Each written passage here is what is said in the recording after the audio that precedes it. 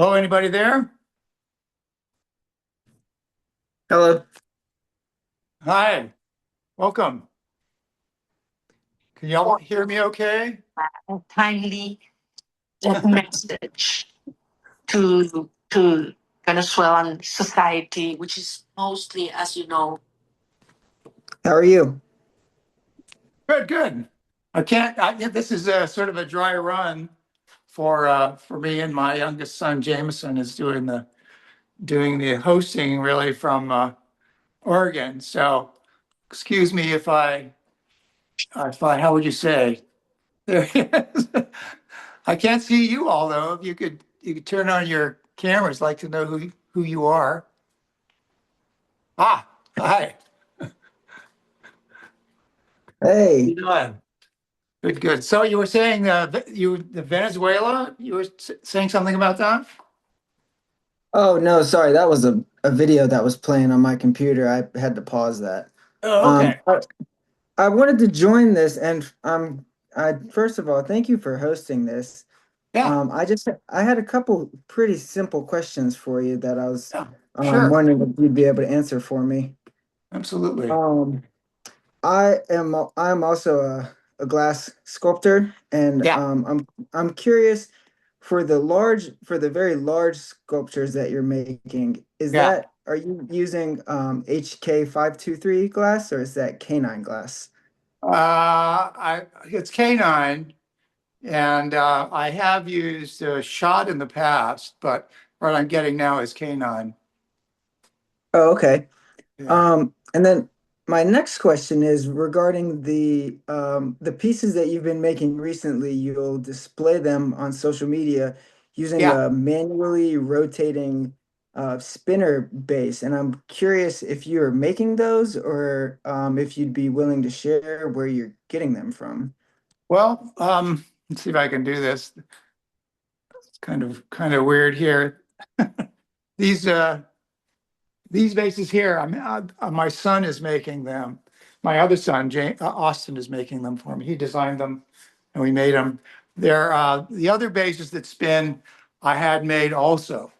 So it's a possibility that I will be in a position to sell these. So if you're interested, just let me know, and I can go get into more detail with you about the size and the cost and all that kind of stuff. But they're basically, let's see if I can do this. Okay. Let me just pull one up. There's this kind of base which is not illuminated. It just turns. And then Right. I also have this base which is illuminated. There's an LED inside and it spins as well. But you can regulate the strength of the. 因为我没有发言。Sorry. That's all right. Hi, welcome. Ah, So anyway, these bases are the newer ones, and they're illuminated, and they're about the same price as these other ones. So I think it's a no-brainer as to what direction I'm going to head in.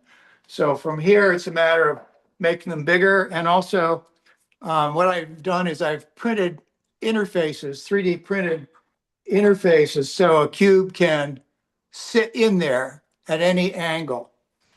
I don't know if you Very can see nice. see it or not, but um, then they can spin. Yeah, So that's you can beautiful. just switch them around rather than like with John Kuhn's cubes or Jack. Well, not with Jack's, but I don't like the way he holds up his cubes with those little fingers. So this is, I No, think, and also since these are illuminated, this this fixture which we printed will allow light to go through it.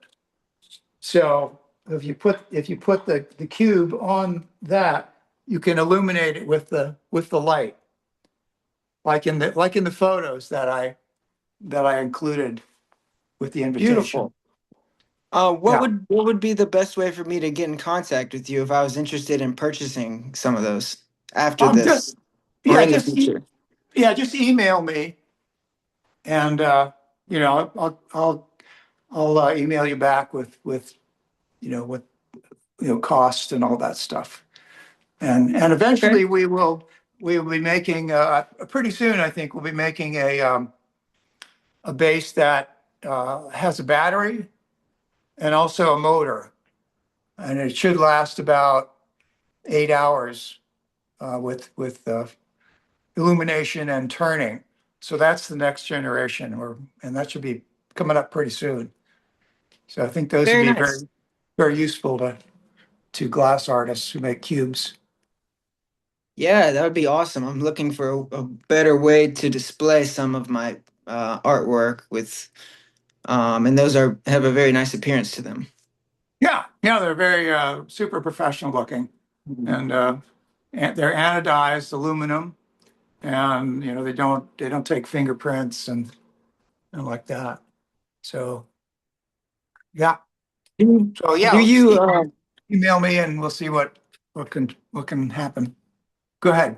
okay. Do you make your dichro in-house? Oh no, no, no, I don't want to invest $1 million in a machine that I've got.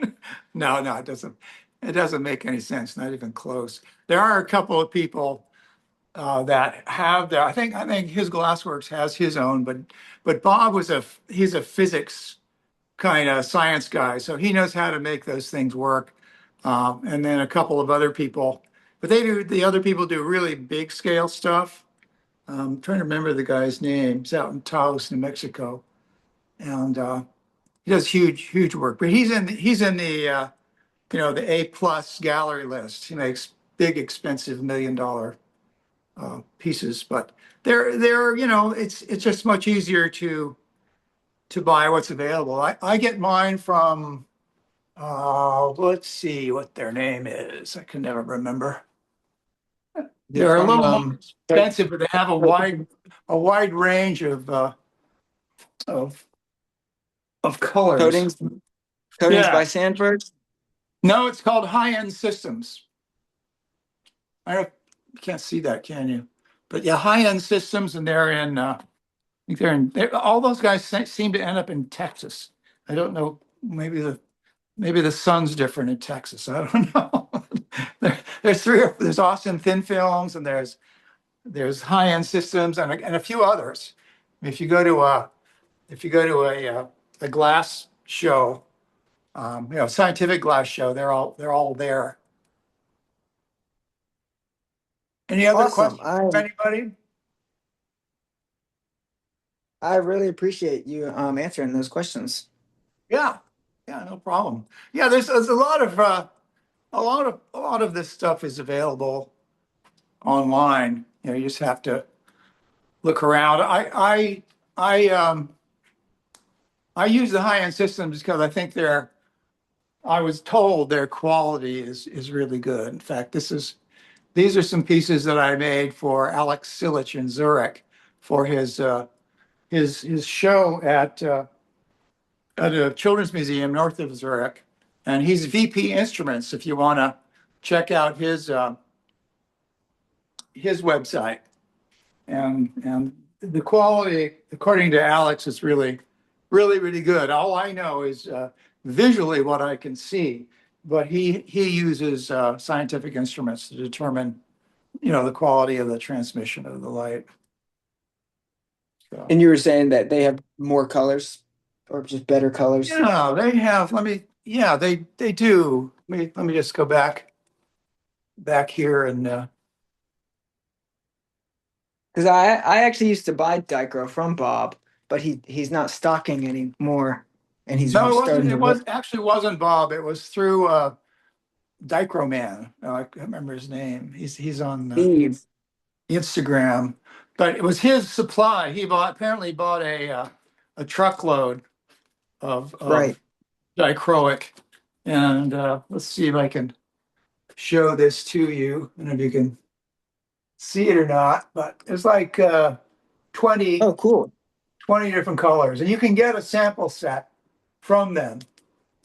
And From they're from they're not cheap; they're more expensive, but And don't get it on the really thin glass. It's almost impossible to cut unless you have a super flat surface because the pressure tends to break it like this. I think it's on a 1/32 glass. They offer it on 1/16 and 1/32, or I think it's one mil and 2 mils or something like that. But the 1 mil is much too fragile. Yeah, I use 1/16 and it's already difficult Yeah, enough sometimes. yeah. You have to cut it on just a super flat surface, and you have to cut it. Generally, you have to cut it on one side or the other. You have to do some tests to see which one cuts better. And cutting Right. glass itself is how do you say, counterintuitive, because you don't want to lean into it. You don't want a deep score because then you get side fractures, little off the side, and it can follow those fractures. So you just want a nice, clean, visible line, and you just take a piece of practice glass to do a whole bunch of cuts. But if you can see it, it'll break. And that's true with the dichroic glass as well. You don't need to plow through it, and so just do some tests. There are just so many different kinds of glass with different kinds of hardnesses that you just have to try it for yourself. And a new glass cutter will really create a deep groove, and that's not wanted because, like I said, it'll go off to the side. And what I usually use is the middle of a Q-tip, and I'll make the score, and then I'll put that under one end, and then put pressure, and it'll just follow the cut. I don't know what your experience is, but that's You that's what don't I. use you don't prefer a pair of running pliers. You just use the No, Q-tip and do it by hand. no. No. That's no. It's the same principle, but it's not necessary. And to me, it seems a little cumbersome, especially I mean, if you're cutting 1/16 inch dichroic, just use your hands. Use your hands as a running plier, because that way you can gauge the pressure a little more closely. And, but just Okay. just do some tests, and see what works, because that's like I said, that's been my experience. People cut too deeply. They put too much pressure on it, and then it doesn't break properly, or they put kerosene on it, or all that stuff's not necessary. Just I put a lot of pressure when I cut because I like to hear it scoring the glass. And and yeah, I've gone back and forth.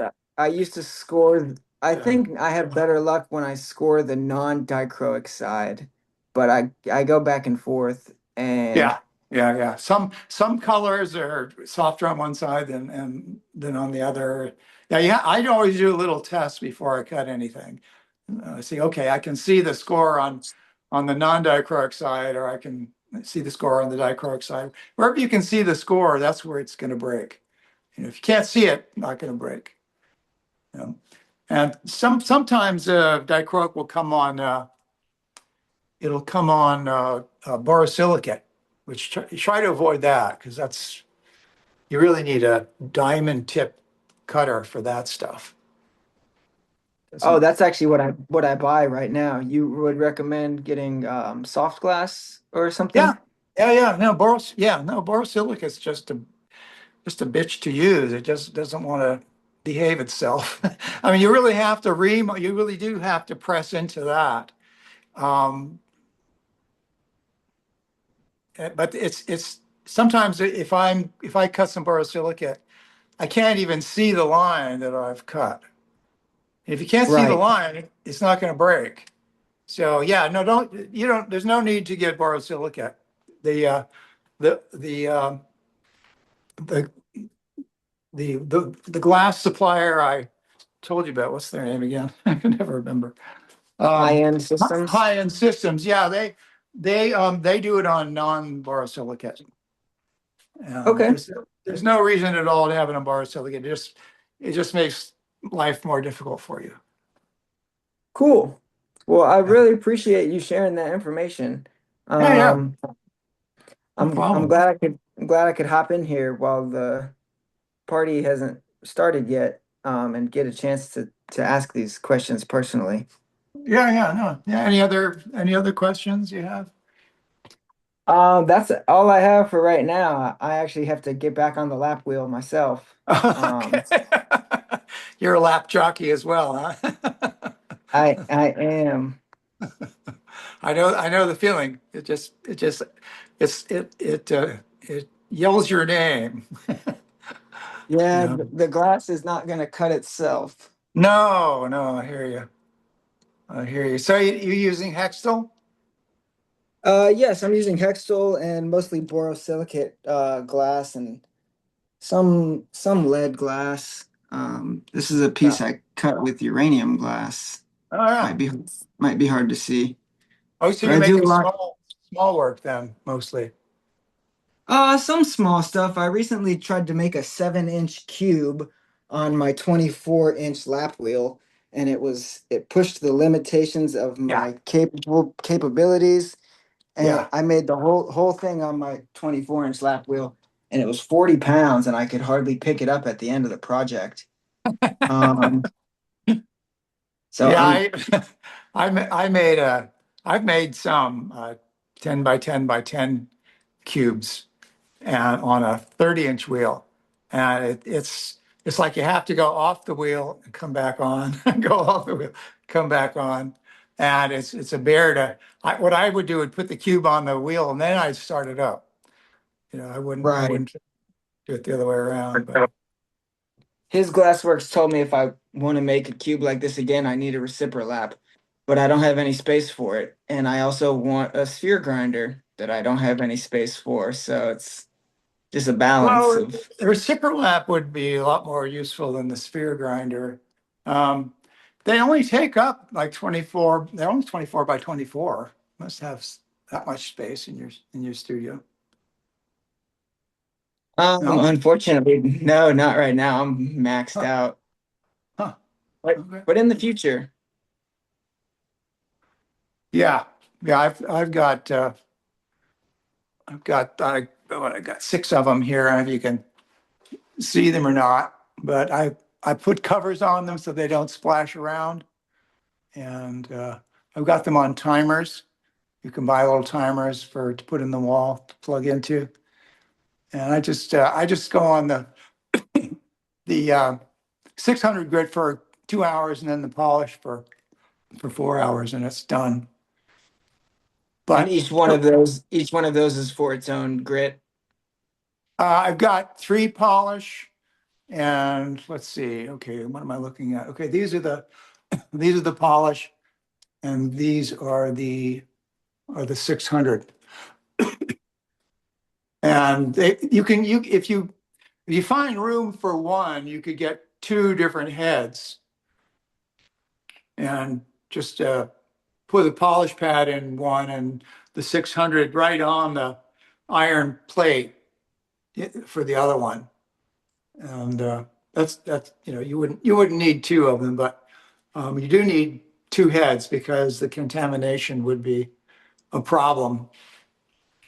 You know, if you're going from Right. 600 to polish in the same machine, that's just you can't get it clean enough to use it for polish.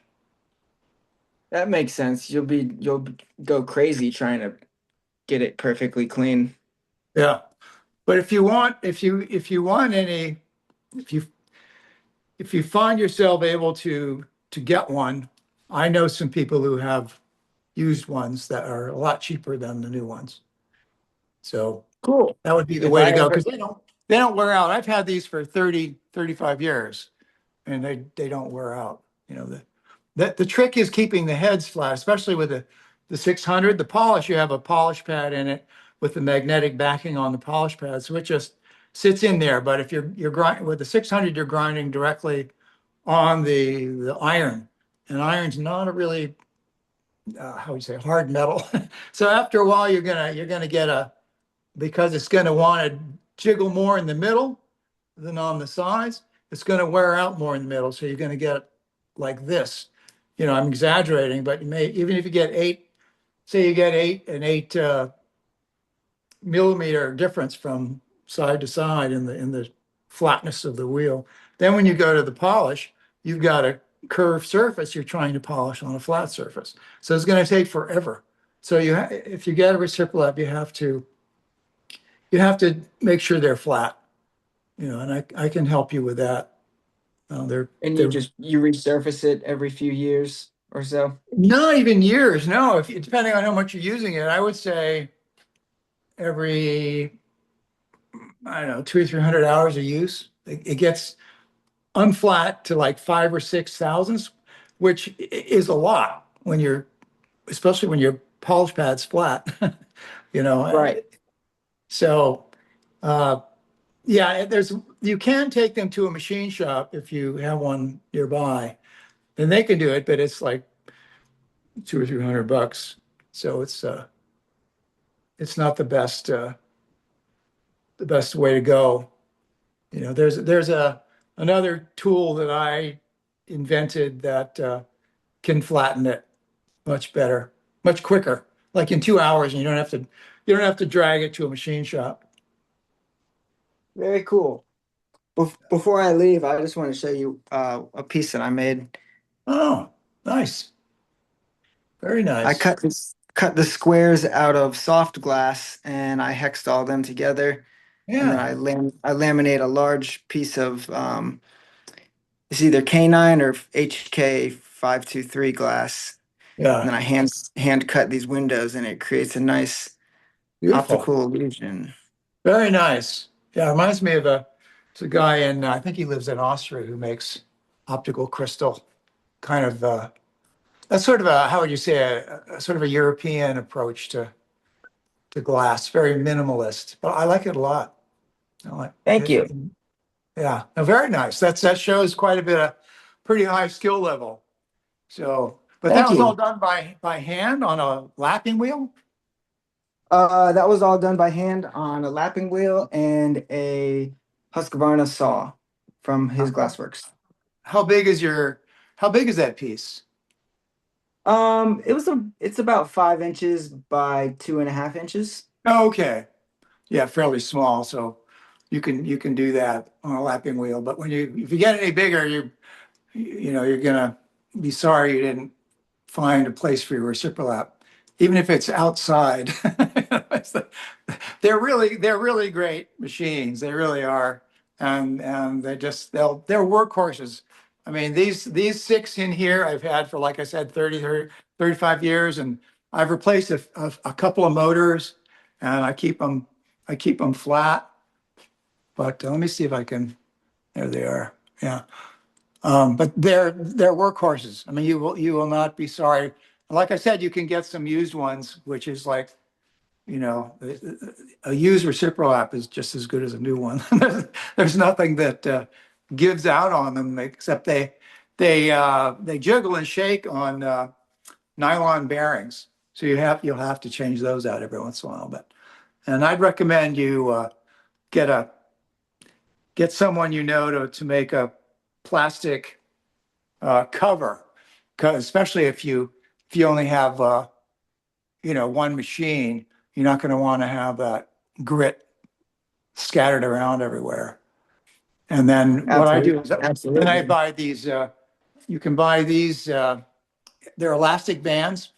You can buy them on Amazon, and then I just put it around the circumference just to hold the plastic on. I'll Awesome. show you the inside here, and if you can see it or not. Yeah. Yeah, definitely. I'm pretty Yeah. familiar. Yeah. Yeah. They're great because you just turn them on and leave them, and you can go and do something else. You don't have to kill yourself polishing on a lap wheel. Set it, set it, and forget it. Yeah, that's right. That's right. What I have one more question for you, Yeah. actually. Yeah. What year did you start laminating glass? Oh gosh. Or a ballpark? 1982 or three. I don't know if it's actually laminating, but I was making some very tall, 6 foot tall pieces that had sandblast design on the front and the back.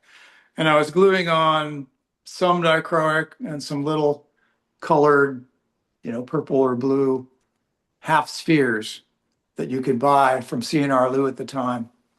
And that's when I started. I was using UV, and then I tried to use the UV for laminating, and that didn't work. Not, the adhesive isn't strong enough. So I started using Hexel at one point, but I started out just laminating plate glass together, 3/8 half-inch plate with dichroic and like 80. I think, according to the guy I bought dichroic from, I was the first one to use dichroic, because he put an ad in a glass magazine. I got some samples and started using it right away because it was such a nice color. The colors are so bright and true and Yeah. like that. But what you're doing is really with that checkerboard. Dichroic can be a little gimmicky. If you're not careful. I mean, it can be just Right. about the splash, not about the design. So I've used some. Yeah, that's beautiful. Yeah, and in terms of spheres, I can give you. I've been doing spheres on a lathe, and Oh, wow. yeah, and it's actually. Let's see if I can turn it. I can't. Anyway, this is my lathe, and right now I've got this big beauty on there that I need to start working on. But if you have a lathe and you get one of these core drills, what you can do is just put it on the end of the lathe, and then as it's just spinning, you just spin the sphere around with your hand, and it comes out to be pretty damn spherical. And then you can take it from there. And what I use this is a really cool thing. I use this little battery powered grinder, and you can, from his glassworks, you can get different grit pads. Like I'll show you. They're So they're you grind it using the cup, and then you use the yeah, right angle grinder to polish it. yeah. I use the cup to make it into a sphere, and then I chuck it up with both of these with a printed. Let's see if I can find it. With a 3D printed fixture that holds them, and then it's spinning around, and you just do what you can with the sand, and then you turn it, you switch it 90 degrees, and then you do some more, and so so it maintains its sphericality. And And it that's will, from the rough grit all the way down through the polish. Once you make that shape with the core drill, it'll keep that shape, and then you can just go down through the steps and for you have that. it glued. It's glued into the lathe. No, it's just suspended between the two ends. I don't know what you can see Oh, here or I can not. see it. You just have them pull. You just have the both of them pushed in enough, so it's holding it with enough pressure. Yeah, can you see now? Is that Yes. okay? Good. Yeah, I'm not sure familiar with the zoom, but you've got the one end here and the one end there. This is the motorized end, obviously, but you just chuck them up and the printed things are cupped, hopefully this about the same radius as your sphere. So when you bring in the pressure, it just holds it. You don't have to glue it or anything. It just holds it there, and then you just turn it off, loosen the pressure, flip it 90 degrees, and then put it back on. And it's really quite an easy way to do that. And that way you don't need a sphere machine. Do you have a lathe? Yep.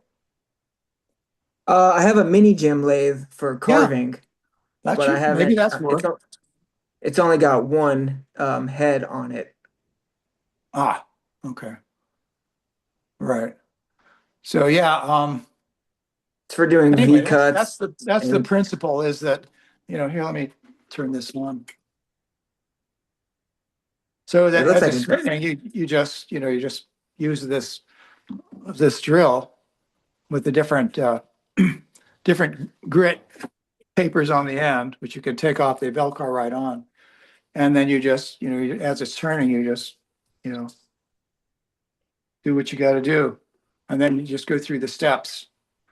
Just bring it up to a Syrian polish and then it's finished. Yeah. Yeah. There's like six steps. Here's a little gizmo. This is what his glasswork sent me. These are I think they're, yeah, electrostatic. And I just go through all of them. I tried to do some shortcuts at one point, but that didn't work out. So I figure these guys know what they're talking about. I think they're made by 3M. So, Right. uh, you know, they last for maybe an hour. Right, They're because like they're so small. yeah, about $5 each. And here's some pieces I'm starting in on. It's kind of interesting because these are opalescent. This is opalescent glass. It's like stained glass. And I started in stained glass in 1977 and did stained glass for like 4 or 5 years. And then I blew glass and did other kinds of glass. But I'm sort of coming back to where I started. And these are my two wheels. This one is the different diamond discs, which you can get from. I actually got these from the what's the name of the glass company in Shanghai? Anyway, they sell them. They're good. They're not as expensive as other people. And then this one I have on I can adjust the speed on this one. And this one just the pads they've got magnetic backing, so they just pop right on, and I can go through. You probably have these, the brown pad and the red pad, and then the same thing for the polish. Though I prefer this. This is the type of reciprolap. I don't know if you can see it or not. It's got little holes in it. This is Is the that the kind of felt? pad that I recommend. They're more expensive, but they last a long time, and you can use them in the reciprolap, or you can use it on your wheel. And that's I the just cut, I synthetic just cut felt. out a just cut out a hole. No, this is it's not a felt. It's like a polyurethane, but it's the reason they're so expensive is that the flatness is it's a scientific flatness or scientific polish. It's not a craftsman's polish, and consequently the pads they're only like a 16th of an inch thick to begin with, and they last a really long time, and they're available through, I can never remember their name. Oh, Pureon, Pureon. And so these are keep my water in that, and got the water coming down. And here I've got a grit tray that I can swing out and swing out of the way. And same over here. Of course, I got an air purifier.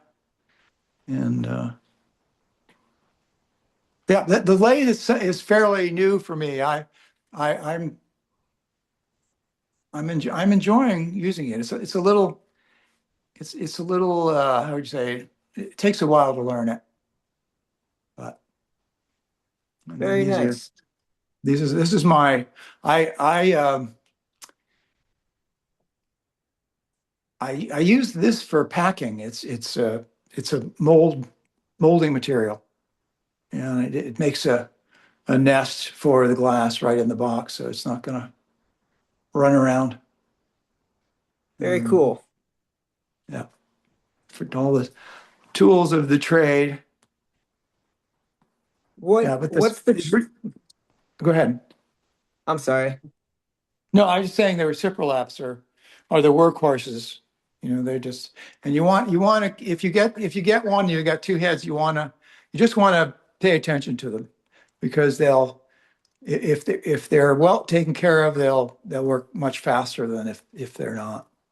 I have this flattening bar, which I got from a metalworking supply place, and I use a feeler gauge. Do you know what a feeler gauge is? Maybe they don't. Maybe you I haven't think so. worked with spark plugs. Maybe you're of a different generation. I'm trying to find my feel. Oh, there it is. The feeler gauge is to different thicknesses, like a tenth of a mil or eighth of a mil, and what you can do is you figure out, you put the flattening bar across the plate, and then you can see how out of flat it is.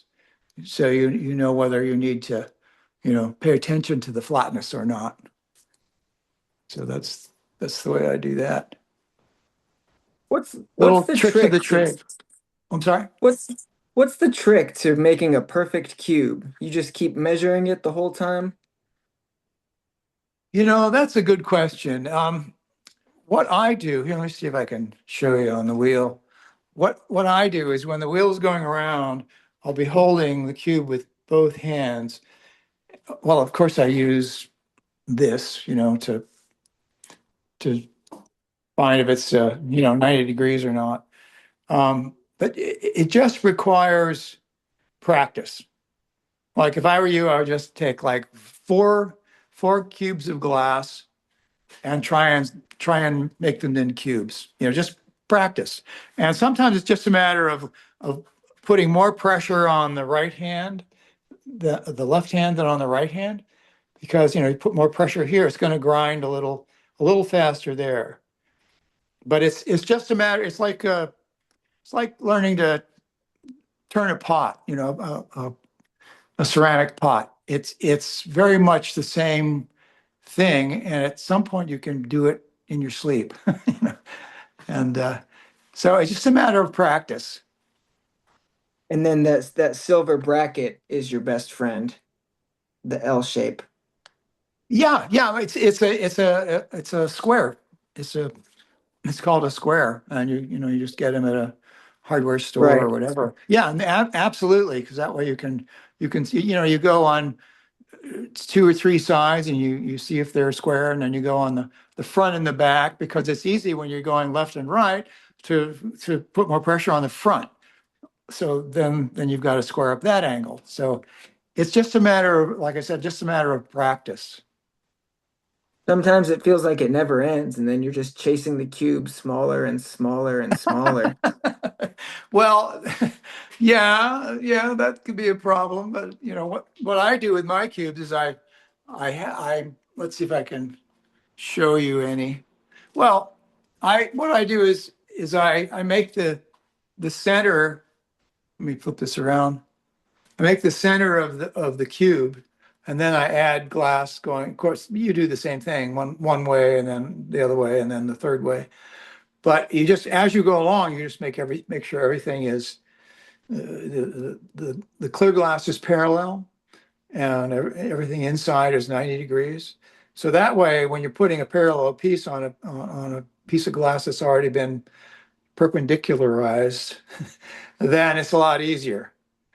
If you start out with not having, in other words, if you throw on some glass and you end up with a crazy amalgam of different shapes, and then you try and cut a cube out of it, that's not the way to go. You should pre-size your parts, and that way, when you're done, you don't have that much to square up. Yeah, the different. I'm experimenting with a lot of different shapes. Decided to make smaller pieces, and here's a piece that David Patchen out in San Francisco made the Marinis for me. I think like 6 years ago, just sitting around and waiting for their calling. Finally, it happened. But I'm doing some interesting shapes, like the tetrahedron is not an easy shape to do. That's probably one of the most difficult, because one face you grind a little too much, and then the joining face is not a triangle. So it's not recommended for beginners. So No, it's definitely not. And those very large ones are so unique. I'm amazed with how some of them stand so you mean these beautifully. guys, or the tetrahedrons, Those or yeah, these those these and there's yeah, these were lathe turned. These I did them 3 or 4 years ago when I first started in on trying to, because I love the shape. I love the shape of a traditional Greek vase. These aren't that shape. They're more, how would you say, more modernized. But and that's about, it probably looks about 4 feet tall. It's actually about 18 inches tall. And these are like 7 inches tall. But And then the one in the back corner is standing on a marble to the left, to your left. oh, That one is it's standing balancing on a on. sphere. Yeah. Yeah, that requires all the skill I can muster as well because I glue it on the main body, and then I hold that on the grinding wheel and grind it to the angle that I want. So that's a little tricky, but I love being challenged. I love to challenge myself. It's just it's like what can I make? And then ideas come up, and so like with the lathe, I I bought the lathe, and then I thought, okay, now I need to use it. How the hell do I do that? So, it's just a matter of getting your hands on the materials and just working with the materials and sort of talking to the materials. It's sort of becoming friends with the materials, with the glass. And once you create that how would you say, that hand brain connection, um, there's muscle memory. There's you'll remember that, and then you'll get even better, and you'll remember that, and so on and so on and so on. And I mean, at this point, I can probably make something in a tenth of the time that I could make it in even 10 years ago. So it just, I mean, it's been 50 years now, and it's just, it gets better and better.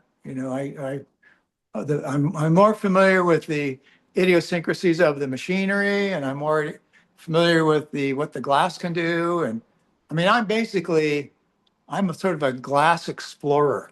I'll use Marinis, I'll use dichroic, I mean, this is a new piece that I just finished up this morning. And I wanted to experiment with an egg shape that at one end would be opened up, so you can see it and then you can't. So I love that idea. So these are just visual ideas that I play around with, like with this one. Okay, you take a rectilinear Marini. David, he squared them off for me. I don't know if you can see that or not. Yeah, there they are. And I thought, okay, if I put that if I make a sphere out of that, that rectilinear is going to be stretched into curvilinear. And what, so hold on a second. You still there? I am. I got disconnected for a second when we were talking about how you flatten that piece on the sphere by hand and how you enjoy a challenge. Yeah. Yeah. The Zoom is a little weird. I'm trying to figure out how to make it work. It seems like your camera got turned off. Oh, there it is. Okay, good. And Start then video. Okay. Yeah. when you're using the lathe and you're shaping the piece using that grinding cup, is Yeah. the grinding cup also from his glassworks? No. Bob makes hole drills, or but not the size. I just get this on Amazon. You can get different sizes, And that's and that's powerful enough, or you probably shape it into a close to a sphere by hand. You that's don't. exactly right. Just keep turning it. And what I do beforehand um, is I'm thinking I'll shape it by hand, like on the roughing wheel, to the point where it looks kind of spherical, more or less.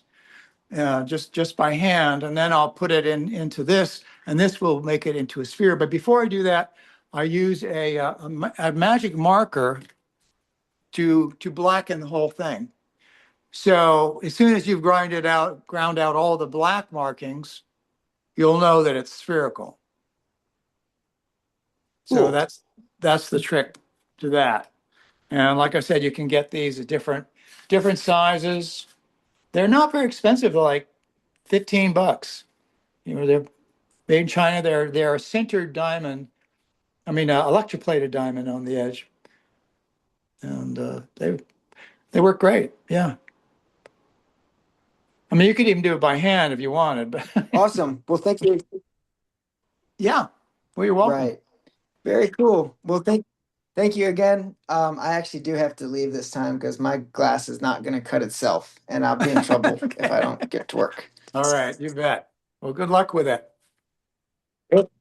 Thank you so much. I'll shoot you an email about the stands, and Yeah. have a great day. Okay, you too. Nice talking with you. Goodbye.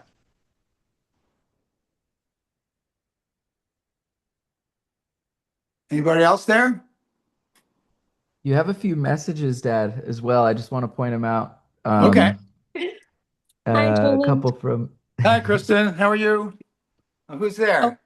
This is actually Bobby. I just wanted to say hey. Oh, Bobby. Hi. How are you? I'm pretty good. How Are about you, yourself?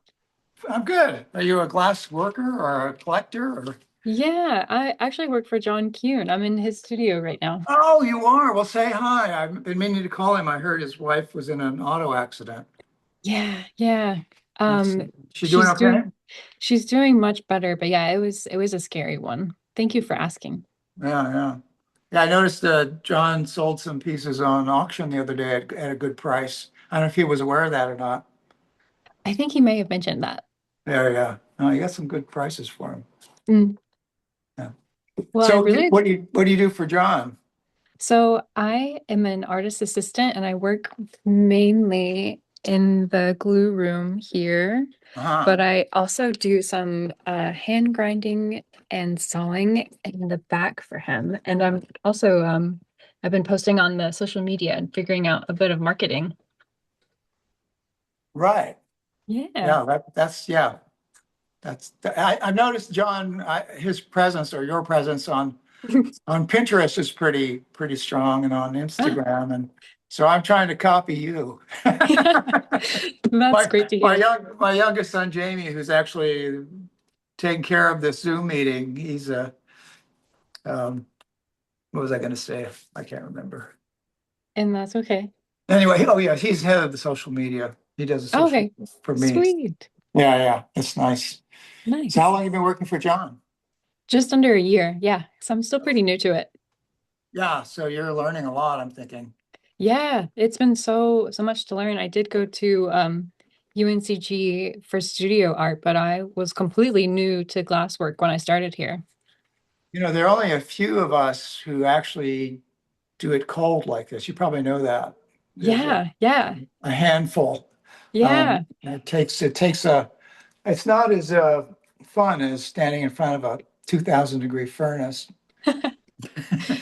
It's very interesting because I haven't had any of the hot glass experience. I'm just in the cold glass niche, but it's been a Yeah. great time.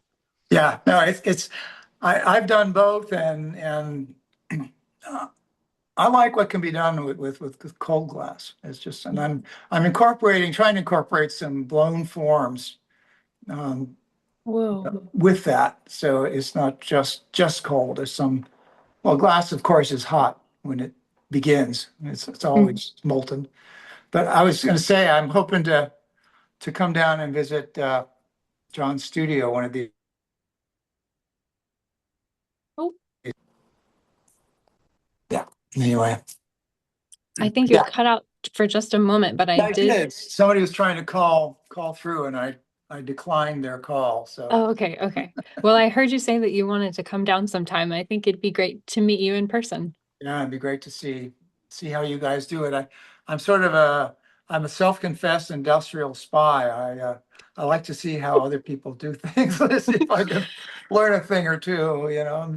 Well, it's nice that you understand that because it's I'm doing the same thing by seeing into your studio. Right, right. Yeah. Is there anything you'd like to know about? Um, I mean, the equipment that I use, or have you been following? Have you been on for a while? Did you just get on? I just got on just a little bit ago and I Okay. was noticing how cool everything looks. Well, Um, it's all super clean because you're my guest today, and it needs to be clean. You know, just like having a party at your home. You clean the house, so it looks really nice and clean in there. I'm impressed by that.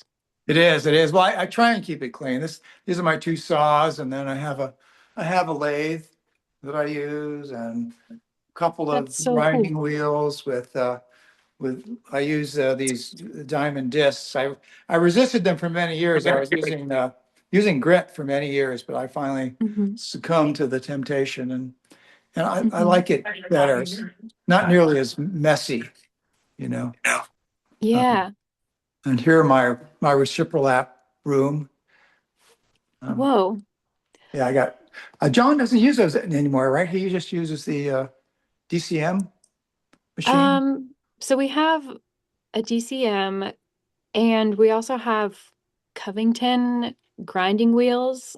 Are are these that I'm looking at? Are these grinding wheels? These are Covington. These are reciprolaps, though. Okay. Okay. Me, do you use these at all? I think so. I'm still somewhat of an amateur, so There you go. whoa. That's what they No. do. I don't think yeah, no, this is my first time witnessing I've such a got thing. yeah, I've got 600 grit in three of them, and then I've got three polished ones. And Whoa. a couple of hours in the 600 grit, and then 4 hours in the polish, and they're done. We may have something similar, but not quite the same. And it's one of my colleagues, Thomas, uses it, so I don't have any experience with it. Huh. But yeah, yeah, very interesting to Sand see. policy. Is that my David, echo? I think David said something. I don't know. Oh, yeah. So anyway, it's a fairly. I mean, I've got 1,300 square feet here. I know John, you guys have a whole lot more than that. Mhm. And is John still planning on moving his studio? I think he's trying to. He's in the process, but I don't Yeah, think anything is set in stone. yeah, yeah. Well, I admire his energy because that's a lot. Yeah, moving Uh, is always bananas. oh man, I yeah. It takes a long time to how would you say get everything working the way you want. Like my Mm. son Austin, I don't know if you're still there, Austin, but he does this 3D printing for me. We do some plastic fixtures for the glass, and so we're always expanding our abilities. Like Austin he's now designing. We've made these bases, and Oh, it might be from your headphones. we 3D print the holders for Might be them, from your headphones.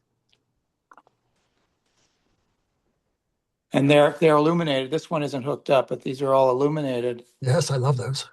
So we're developing these, and this is what we've gotten so far. The next generation is going to be motorized with a battery, so they'll be able Whoa. to spin all day. I used my mic on. Yeah. Oh, yeah. And these are some of the smaller pieces I've made. Not this one, but whoop, that wasn't a good idea. Okay. Anyway, yeah, there we go. So these are some of the smaller pieces I've made recently, and I made some that are not polished, so that they can be when they're illuminated, they glow.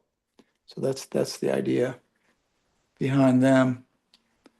And I made this quite a few years ago, but I just wanted to see if it could be done because it's an odd shape, and it was all done by hand. It wasn't done on the lathe. And then That is incredible. been using some, these were made by, the Marinis were made by David Patchen in San Francisco. And then this piece I just finished this morning.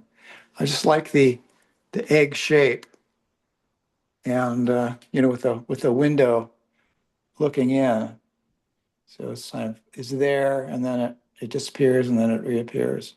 So I like that idea. I like the frosted look. Mm, Uh, it is really nice. I love the egg shape and the newer cubes as well. yeah, yeah. I mean, combined with the clear, with some clear and some frosted. I think it's another experiment of mine that gonna go forward with. I like the idea. And it's sort of like this piece I was going to make into an egg. I had, a shape that was going to get glued on here and made into an egg, but I liked it so much that as it was, that I just said, okay, no, that's more what I'm looking for. So I'm always experimenting with a lot of different things. The tetrahedrons are an interesting shape. Very difficult to get exact, because if you overgrind one side, you're overgrinding the other side as well, because it's not going to be a equilateral triangle on one of the sides. Jeff had a question about the egg. What is the colorful material in the glass egg? In the egg. Oh, okay. Yeah, that's what that is paint. Yeah, it's I have a technique I use to put paint on pieces of glass, and then I join them together. I glue them together, and I rather not say anything more about that, because it's something that took me a long time to develop. But it's paint. It's paint on the inside, and lots of, I don't know if you can see it, how many layers of glass are in there, but each one has a different design. And so when I put them all together, it creates pretty much a haphazard, chaotic view. And then I love the way it just kind of disappears, and then it shows up again. So I enjoy that a lot. I like that combination. And yeah, and these are all some pieces that I've made in the past. I've been doing it for 50 years now, so it's without a break, and it's hard to not have a quite, like with John Kuhn, it's hard not to have a wide variety of pieces that you've created. So these are a few, and then that's my desk where I hang out some of the time. Usually I'm up and grinding. I like the physicality of grinding glass. It's just something that I like. I don't know if it's meditative or what it is, but I like shaping pieces and getting the shape right. It's just very satisfying. Like with these guys, these are all inner cores that I've just glued up in the last few days. And the next step, of course, is to hand grind all these sides. Well, the four sides, this side and that side are already flat, but these other four sides, I need to grind them and keep them 90 degrees to the others. And so that's the challenge I have. And then what I'll do is I'll cut them in half and go in and polish and put in another piece of colored glass in there. And takes about 8 to 10 weeks for me to make a piece. I'm not making really big stuff anymore at this point. I'm not refusing to. In fact, here I am lying to myself. This is a big one. And this is hooked up on my lathe. And my son Austin 3D printed the fixtures to keep this. And the next step is to I'll turn it on. The next step is to grind and polish it, have it spinning.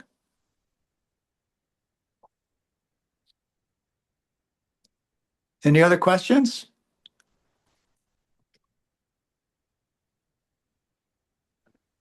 Hi, it's Kristen.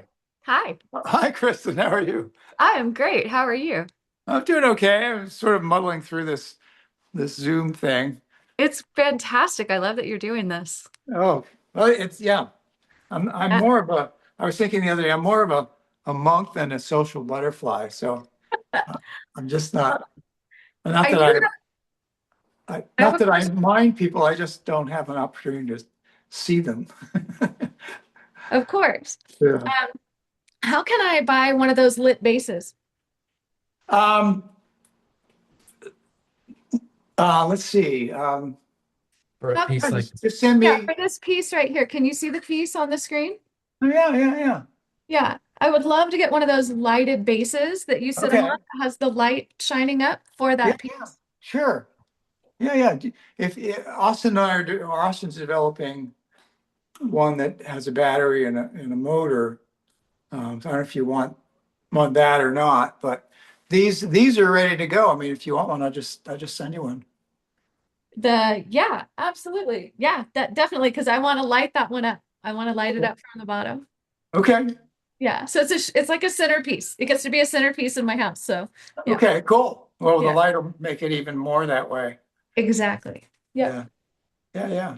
Perfect. Well, thank you. And thank you for doing this. Your studio looks amazing. Well, it's I invite everybody just so I can clean it up. You know how that goes. I actually have a cleaning lady that comes in once every 2 weeks. It's like it took me 47 years of working in a dirty studio to hire someone to clean it. And it's very nice. I'm enjoying the cleanliness. Yeah. Excellent. Who's that in back of you, Bobby? Hey, Toland. This is David. I don't David, know. hi. How are you, David? Doing great. You're another Q-Night. I Q am. worker. And what do you do? I've been here for 22 years, so Oh, you're that David. Okay. yes. Well, that's great. So yeah. So my congratulations working with John for 22 years. That's Yeah, it's been an adventure, that's for sure. Yeah, you went through all the ups and downs, I should say. Yeah, absolutely. Do Yeah. you have any assistants right now that are actually helping you with the glasswork, or are you doing it all on your own? I'm doing it all on my own, and I Wow. I Wow. I like that. I'm just used to it, I guess. I've been doing it on my own for probably 10 years now.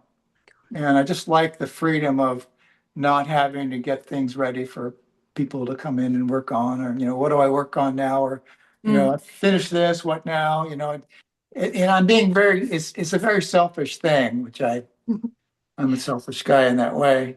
Well, it is your art practice. Well, it's true. And it's just, you know, I just like the quiet and choosing, what I'm doing. Like I want to work on this or I want to work on that. It's not so much like it was in the past. I had 3 employees at one point, including Jack Storms. And Ooh. I hear something. um, I'm not muted. I hear a boo. Yeah. It was okay, but it wasn't quiet. It's like at 76, I'm figuring, well, I'm gonna indulge myself with quietness and doing what the hell I want when I want. So what do you, Dave? Are you David? Are you one of the machine guys? You run the DNC or No, DCM? I mainly work in the glue room. Oh, you both of Um, you guys are glue people. right. Mhm. But we're just doing a lot of glass processing right now, so we're pretty much all out there just grinding, Wow. flattening panels. Wow. That's great. Yeah, I was mentioning to Bobby that I saw the other day that Rago had sold a bunch of Rago auctions, sold a bunch of John's work at pretty damn good prices. Yeah, I mean, I was actually quite dismayed when I saw all the estimates on everyone's Oh, yeah, the work. estimates were like crazy low. Yeah, that was, I don't know where they get those estimates from, but I think John's pieces blew them away by 4 times anyway of the estimates. Okay, good. Yeah, I hadn't, the Yeah, you last should time I'd check it. looked, it looked a little sad. No, no, you check it out. It'll make you happy. No, he sold 6, 7, or 8 at good, really good. I mean, probably not what he initially sold them for, but the demand is obviously there for John's work, and that's a good sign, you know. Mm. Okay, very good. Yeah. So you guys working on a lot of different stuff, or you just work on the cores and that's We, it? we're doing it all. All right, okay. Yeah. I guess the usual, lots of cubes and then a few circles we have going. And then another big project of a different shape that I don't know if I'm allowed to talk about. Oh, is that the New Year, the ball that drops on New Year's? Okay, yeah, you know Yeah, about John it. told me about that. Yeah, Okay. so that's a going thing. Well, His version, maybe. Well, as long as he's got money, then that's the important thing. I think we're starting with a smaller scale. Okay, but they're still involved, because I remember at one point John wasn't sure if that was going to be happening. Kristen, this is well, I'll tell Kristen. She won't tell, you won't tell anybody, will you, Kristen? Of course not. This is John's studio has been, how do you say, contracted to, let's say, make newer versions of the ball in Times Square that drops on New Year's. So that's as much as I'm going to say. I probably overstepped my bounds already, but Kristen promised Bobby not to say anything. So Well, Yes. nothing is a done deal. We No, really I don't know. know what will happen. I know it's been an undone deal now for a couple of years. I know he's been working on that, but I hope it works out. You know, that's Yeah, a really lot exciting. a lot of repetitive work, but you Mhm. know, as long as you can listen to audiobooks while you're working, you'll be fine. Yeah, yeah. I do. So the glue room, wow. So you aren't using Hexel, right? You're using the other one? We do use Hextile, and I was Okay. actually going to ask you about that. Of Yeah. what glue do you guys use? Yeah, Hexel, yeah. Oh, Yeah. okay. Did Yeah. you say that there's another glue? I thought there was one that John, how would you say, had somebody develop, a chemist from Oh, yeah, I DuPont. think That was really just, it was Hextall. It was, Oh, okay. But just less expensive or something, or, I think he just figured out the formula. yeah, 'Cause right. we were making it on our own for a while. Yeah, yeah. Well, But that's what I now, think his Glassworks makes it now, I think, under license. right, we just buy it from them now. Yeah, Um, it's a lot easier. Yeah, yeah, I'll show you. I don't know how you guys, what you do in terms of how you process it, but I'll just share with you what I do, and if there's any benefit to it, you know, you're welcome to use it. But I just use a beaker with a scale, and then I just put the parts A and B in according to the weight, and then what I do is I put it in a microwave for 7 seconds, no longer. You don't want it exploding. Um, and then yeah. I put it in this bell jar with Whoa. with a vacuum pump here, Right. and Ah. probably in about, I don't know, 5 minutes. I mean, oh yeah, one other thing I forgot to mention. I used this latte frother Oh. to mix it, but I do it in such a way that I put it in the bottom of the mixture Mm. so that it doesn't create a lot of bubbles. I mean, you don't want this to be a froth. You know, when you mix it, you want it to be as few bubbles as possible. And then I put it in here, and probably in 5 or 10 minutes, it's clear. And then I don't know if you guys use this or not, but let me show you something. Okay, these are These are pistons. Oh, he uses a syringe. Yeah, I use a Oh. syringe with the stoppers, and there's some tips you can buy that you can cut to different sizes because they're conical, so you can cut them and make the aperture bigger. And so that's what I use. And then whatever I'm not using, where am I? Okay. Whatever I don't use, I have this little freezer here. And Ah. you put the glue in the freezer, it can last up to a week. Mm.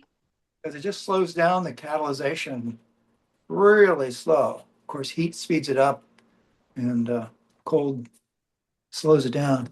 Hmm. So that's, if there's anything you can use from that, that's my process. Thank you. That's We use an identical process, I would think. it's almost Okay. exactly the same. Okay, cool. That's great. Good. Yeah, I was very curious about it though. But Yeah, awesome. yeah, it's so nice to have those syringes and the freezer because Oh. that just makes things so much One easier. thing we That's just he gets a more controlled pour with his syringe. We use specimen cups to mix our glue in. And then What's we this just, specimen cup? I don't know what that is. like for, at the doctor, like a urine cup. Oh, okay, sure. Because we go through so much glue. Mm. Oh, well, yeah, you would. Yeah, you'd be, So yeah. we kind of just bend the cup and make a little funnel so we can control it. Yeah, no, that sounds like, yeah, you guys, yeah, you'd have to have a huge syringe to meet your needs. Right. So we don't actually use the syringes, but everything else is very similar. Oh, cool. Well, good. Yeah. Thanks for Good, good. asking. So we've settled that that's the proper way to do things. Absolutely. Oh, good. What Well, I really appreciate you letting me visit. Oh, yeah, it's great to see you guys. It really is. Nice to put a face to the names.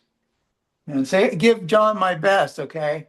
Yeah, he's in a meeting right now, so he's not Okay. able to come say hi. Yeah, no, yeah, I get that. There's probably a meeting having to do with the Times Square stuff. A lot of meetings for that. Yeah, well, I hope you guys, that ends up something that you get to do. That would be cool. Yeah.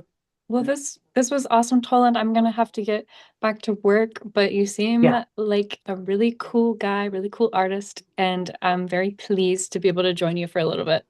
Well, thank you, and I look forward to seeing you in person when I come down and Yeah. visit. Oh, we've got one more employee here to say Okay, hi. yeah. Hello, Hi, what's your name? I'm Thomas. Nice to meet you. Thomas. Nice to meet you. What's your specialty down at the Kuhn Studios? I work in the shop, so I do everything but gluing. Okay, so you do all the machine work, all the DCM stuff, and Yeah, okay, cool. And he's been here for like 15, 10 years. 10 years. Yep. Wow. So yeah, so John's got some long-term employees. That's Mhm. great. Thanks, Yeah, David's been here super long time. thanks Yeah. for saying hi. Yeah, They so cool. It's nice to haven't meet run you. you out yet, huh? Oh, yeah. I'm sure he's We've been through some stuff, but yeah. Well, I was telling Bobby, I hope John, and I would say, I invited myself down to visit John and so I'm going to make that happen probably in the next couple of months. So I'll see you then.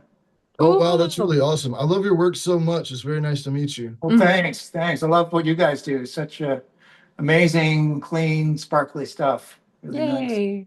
Yeah. Thank you, Toland. Yeah. Thank Thank you. you. Very nice to meet you. Okay. See ya. All right. See you. Okay. Bye, Bobby. Yeah. All right. Anybody else there? Jeff had a question. Are those cubes optical crystal? And is the insert diacrylic glass? Maybe. Some of them. Optical crystal is an odd word because it's optical quality glass. Crystal is kind of a marketing term. It's just glass. Lead crystal is generally what people think of when they think of crystal. and that's like a 20% lead, and it's sparkly. Like if you have a wine glass that's cut crystal, it's the sparkle, and the lead in it intensifies the sparkle. So it's optical glass in the sense that it's doesn't have any lines or bubbles. You can make camera lenses out of it, or telescope lenses, or anything that requires a certain level of clarity. With optical glass, they're actually, I mean, if you're using scientific instruments to test, the rays of the sun or ultraviolet light or some odd thing, then you need as pure an optical glass as you can get. So what I'm saying is that the stuff I use is probably, it's good enough for the human eye, but it's not something you want to necessarily put in a is it Zeiss lens, the cameras? Yeah, anyway, the cameras that have the best lenses, it's probably you wouldn't want to put in there. Some of the glass I've seen in different glass shops, I've seen some that's like $2,000 a pound because it just had the specific principles that the manufacturer was looking for. So it is optical glass. It's Chinese optical glass. It's not German. The shot glass kind of pulled out of the market because they couldn't compete with the Chinese. So I'm pretty sure most people get their glass from China nowadays, and it's a tenth the price or something. So it's hard not to use it. The other part of the question was dichroic. So, yeah, let's see. Depends on which one. I mean, like these guys here, this is 100% dichroic. You can tell by the flashiness, the sparkliness, the refractions or the reflections. And then others though, this is actually, believe it or not, I think it's a bullseye opalescent glass, as is some of that. This is dichroic. This is opalescent glass because I want it to glow, like when the light's on in this base, it will glow, and that was the idea. So I kept the outside frosted, and so I didn't need to have the clarity on the inside that this one has. And so different colors.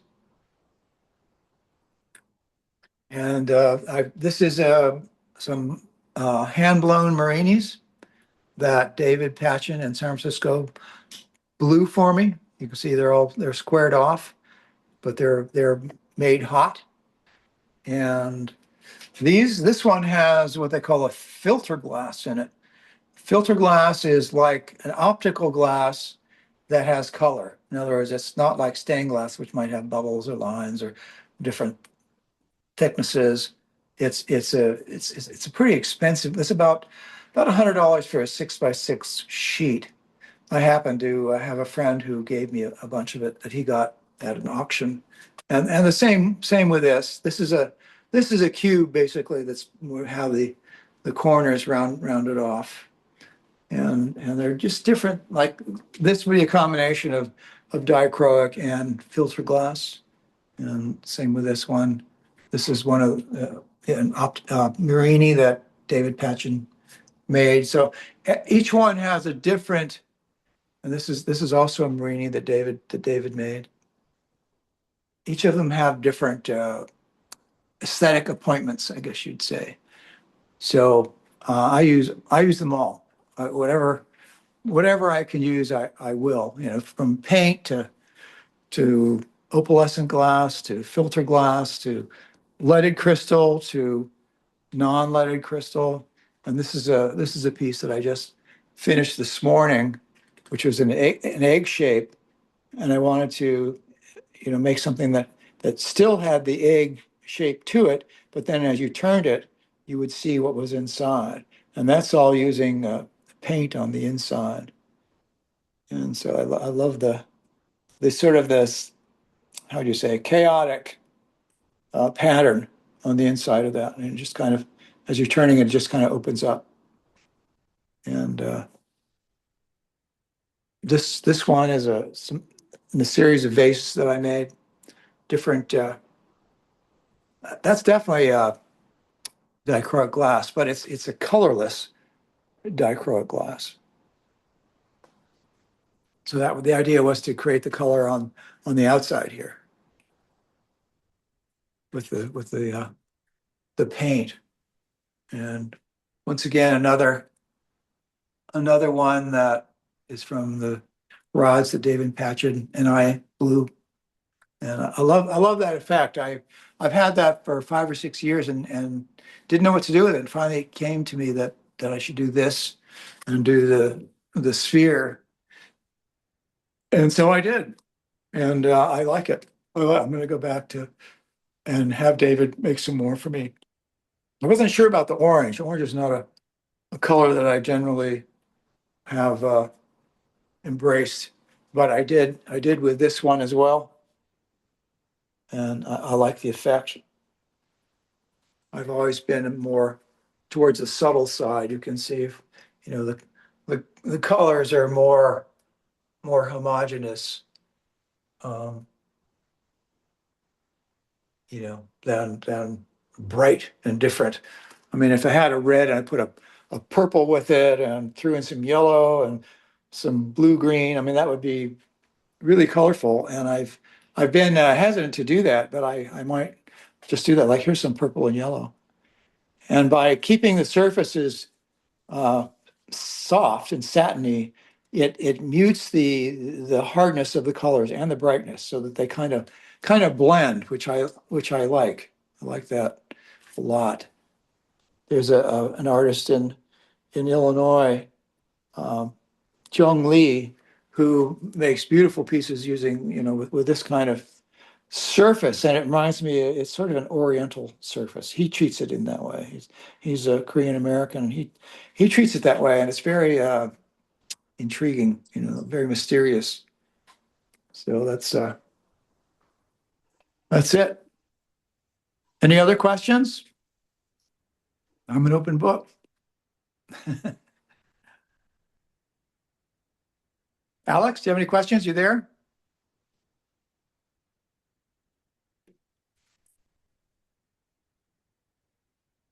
Oh, there's something from Jeff. I missed that.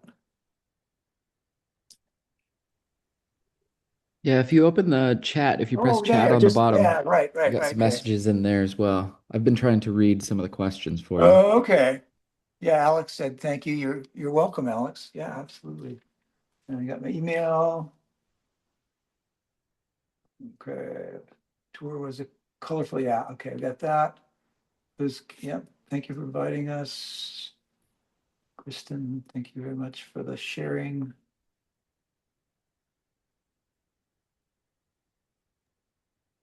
Okay, Jeff I do not said- have any shows this year. Jeff wanted to know about any shows. I actually, it's not a personal show. It's not like a, one man show or 3-man show, but I'm showing with Habitat Gallery. They do a Glass Coast weekend coming up in February. I'll be participating in that, and then at Shaw Gallery in Naples, Florida, I'll be going down for that. But that's more to do a FaceTime thing, not to sell my work. I mean, well, passively sell it, just to be there and talk to people and sort of make that work.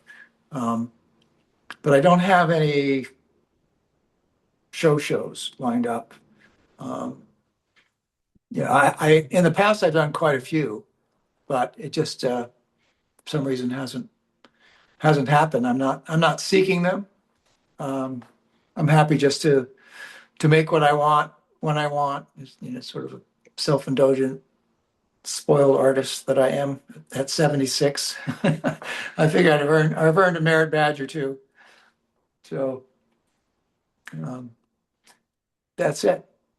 But I do sell through a lot of galleries, Raven Gallery in Aspen, Westbrook Modern in Carmel, Habitat Gallery in Detroit, another Habitat Gallery in North Carolina, and recently Onesimo Fine Arts in West Palm Beach um, took me on, and others. But that's where I am, is in different galleries. That's how I sell my work.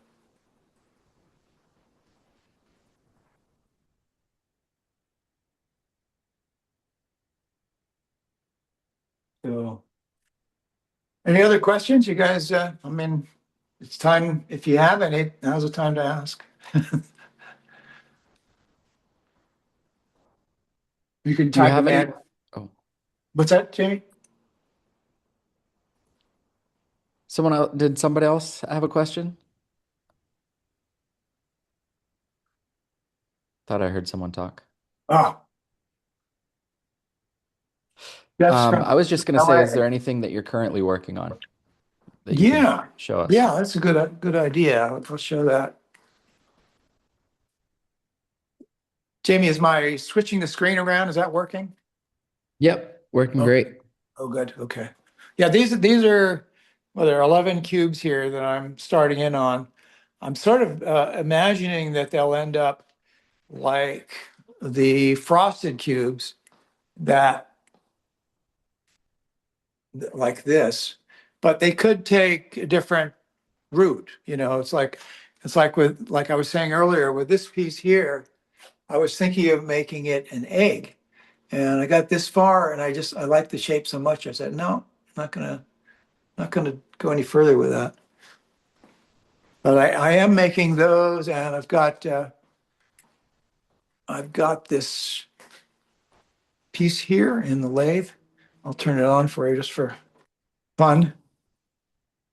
And it's called a sphura. It's a shape that how do you say, it's the oldest known child's toy. The shape, it's a top, and the Greeks would make it out of terracotta, and then the kids would spin it probably for hours on end. I like the shape, and so I'm making one, and I'll show you how it's gonna. My son Austin and I created a fixture, so it's gonna sit like this, and it's gonna spin like a top. And this is going to be the armature is going to be made out of aluminum, and that was the idea. I've got different sizes. I really like the shape a lot. It's very playful, and so I'm working on designs, and there's another one I'm working on, it's a rounded tetrahedron, and it's a tetrahedron like these over here, but the sides are rounded, so they're all equal, but they're rounded. And I think that's going to be a really cool shape. So I'm always exploring shape, color, opacity, reflection, um, how to get some graphics in it, how to add another element to it rather than just the glass. Because I mean, I like the glass, but I like this having something else inside it. Like, so you can see, well, that's inside it. Because otherwise you look at this, okay, where's what? You know, you don't have a sense of exactly where things are.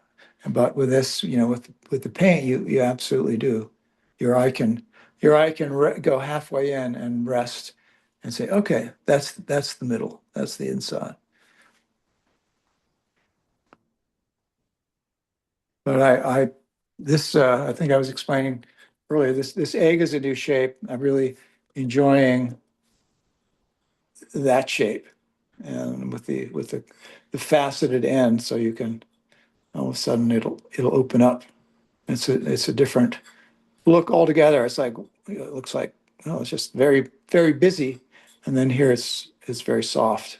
So I like that. I like that contrast.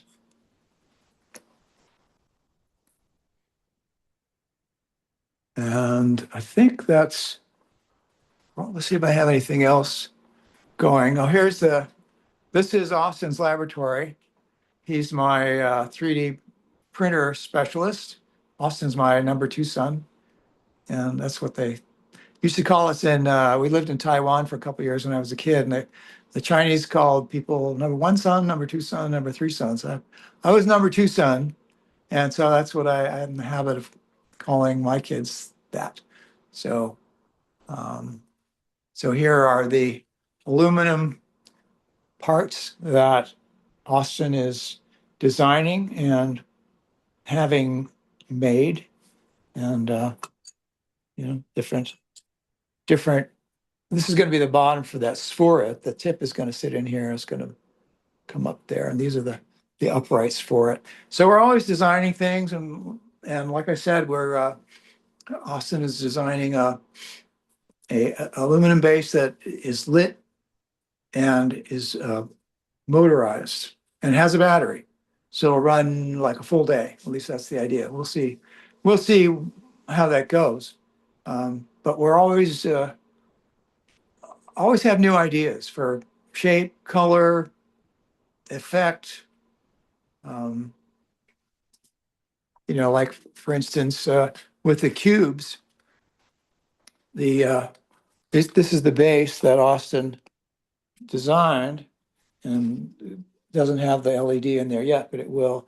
And then this is a 3D printed part that accepts the cube, and you can turn it on any of the points and spin it. So it's not just static. You can play with it. I mean, these are meant to be played with. I mean, they spin.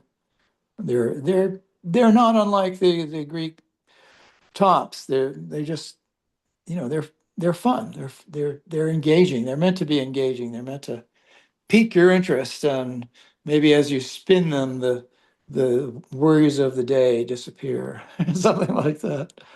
But they're beautiful. I mean, the colors are beautiful. The glass is just a beautiful medium, and it just has a richness. It has an aura of beautiful around it.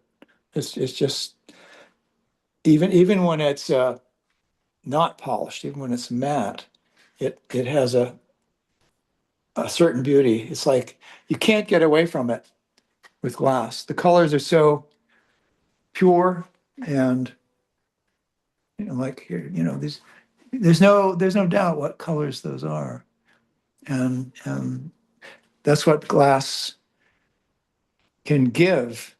And the mineral oxides that color glass are the same mineral oxides that color oil paints, and that you put in blown glass, and they're cobalt oxide or titanium oxide, or the oxides have color.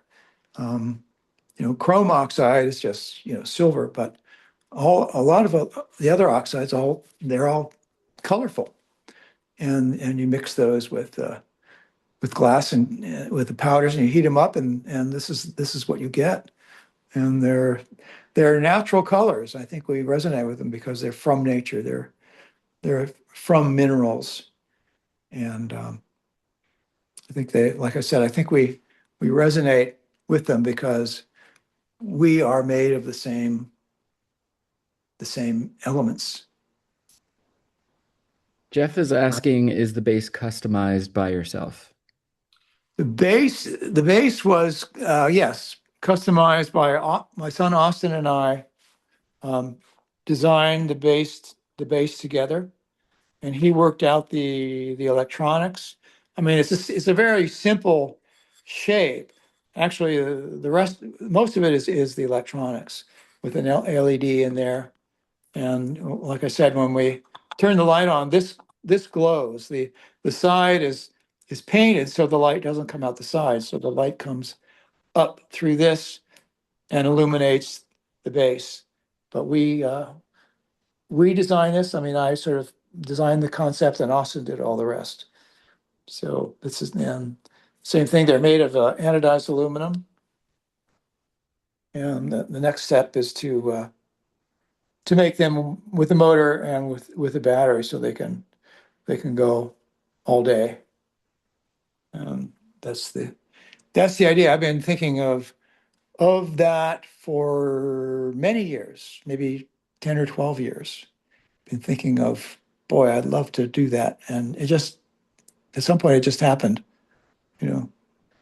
And Austin was eager to work with me, and it's been great working with him and with Jamie doing all my social media stuff. So it's really it's great for me to have those guys working with me. Um, Jeff is asking, are the bases for sale? that's a good question. We haven't put them out for sale because we haven't determined a price yet. Um, but they're pretty specialized and probably about $400 because they are one of a kind, not one of a kind, but we designed them or Austin designed them. And we're only making a dozen at a time. We're not making 2,000. So the price is up there.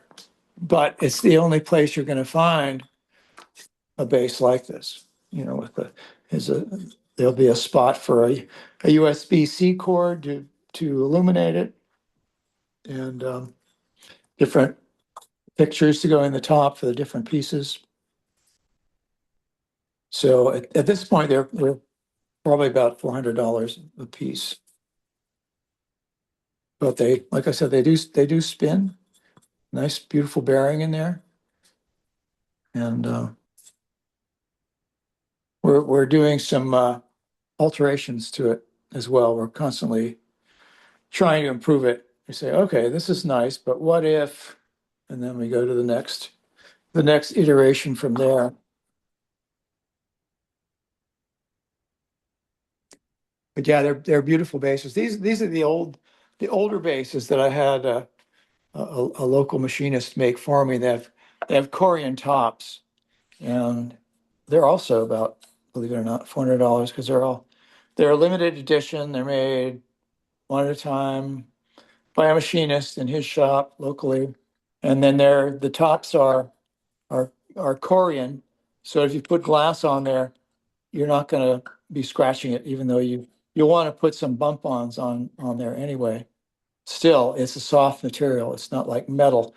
You're putting glass on metal, that's an invitation for scratches and stuff like that. So that was the original iteration, and then we've gone to these. Incidentally, Harry is no longer my machinist. Harry Green is no longer being a machinist. So Austin came along just in the right time to make the transition to these other bases, and uh, they're comparable, but the new ones have a light in them, which is really cool, and different settings for that particular light, like five different brightnesses. And people say, that your grandfather? Well, it could have been. He was a cowboy in California, but that's the guy from a ranch in New Mexico. I love the West, and I love its culture, and I also love Vasily Kandinsky. Great stuff. And my brother Lee, God bless his soul, he's no longer with us. He did these paintings, and that was his. He loved to do this when he was living with my parents. And so now I have a lot of his paintings, and I think some of them are pretty exceptional. I have a question. Yeah. Where do you get your inspiration from? Boy, that's a really good question. What comes to mind right away is that I get my inspiration from the last piece I made because I don't want to make it again, but I want to make it different. I like parts of it, and I don't like other parts of it. And so, I mean, they're shapes. I mean, they're fairly simple shapes, cubes and spheres. And I think that I get my inspiration from architecture. I think of these as buildings. I mean, wouldn't that be a cool building? I think of these as buildings, and the inside is where the activity happens. Where people are, where people meet, and different colors of people. By color, I mean people with different temperaments, different sensibilities, and they meet and they kind of blend, and they reflect off each other, and the energies are shared, and then they take them home, and they're different people because they met a specific person that day. I mean, that's what I think of. I think of these as, and when the colors refract to the outside, I mean, the colors are just basically in the middle there. So when they refract to the outside like that, then it's like, it sort of reminds me of people going outside themselves for new experiences, that they've met people inside, and then what they take away from is hopefully a new, better version of themselves, or at least a version of themselves with different understanding. And this shape is just an intriguing shape because it's a tetrahedron. It's the same shape no matter what side you put it on. And it's the how would you say, the most basic three-dimensional shape that the universe offers, because it's you can't have a you can't have a three-sided three-dimensional object. It has to have four sides to be three-dimensional. And like the vases here are, I would say they were inspired by uh, the use of humans of vases throughout the ages. What they were made to contain, like when they were made to contain oil or grains or whatever. And these are made to contain light and color. And they're actual, I think, actual containers.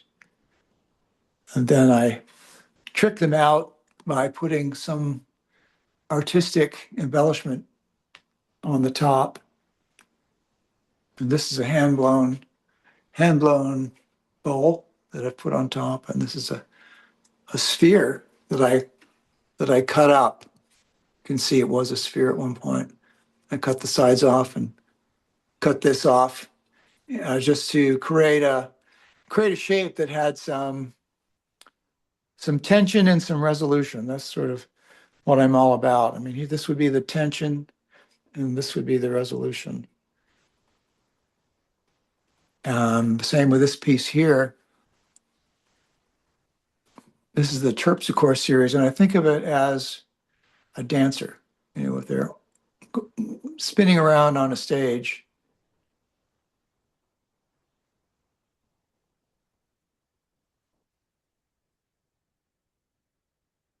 This is a whole series of pieces I've done in the past.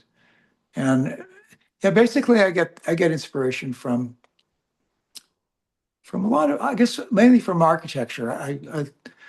I subscribe to some architecture magazines, and I love the shapes that people come up with. And I think, okay, this is an architectural piece, and there are these energies inside, doing what they're doing, being what they're being.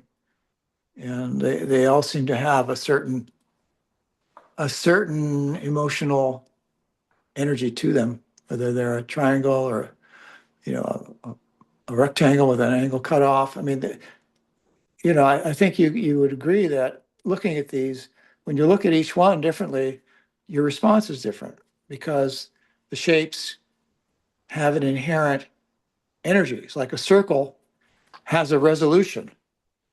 It's resolved. It's completely resolved. There's nothing unresolved about it. But a triangle triangle doesn't. The triangle isn't resolved, and it sort of wants to be resolved. And I think that's what we bring to it is our innate desire to resolve it emotionally, intellectually, philosophically, to incorporate it and become part of it. There was a mystic who once said that what an artist does is when he creates a true vision of his true self, the self that's normally hidden to a person is revealed in what he makes. And I resonate with that. I don't see myself like that, but um, but the energies are there. You're scattered. You're distracted. You're the tension is there, and then you look away and you get the resolution. So it's all about tension and resolution. It's all about duality of feeling. All I feel that all emotions come from love and fear, and something that's triangular a certain has a certain edginess to it. I mean, needless to say, it has edges, and they're sharp. They're like not knife sharp, but they're it's like, whoa, that's a sharp angle. Don't touch. Whereas with a something circular, it's like, okay, and that's how I see it. Just like most of life, there's some rough spots and some smooth spots. There's some fear and there's love, and the colors represent that too. Like, some colors will be fearful and some will have love, and black is definitely not a love color, or bright pink has its own energy. Um, but I truly feel that shapes and colors have their own emotional energy. I mean, if you look at these paintings by Lee, you see that that's what I'm talking about. It's very unresolved. There's a lot of movement. There's no stasis. There's no rest. And with this one, same thing. It's in a dark place. And with this one, same thing. And I don't know what place it's at. And then this one is busy, but the colors are softer. The colors are that orange is very pleasant.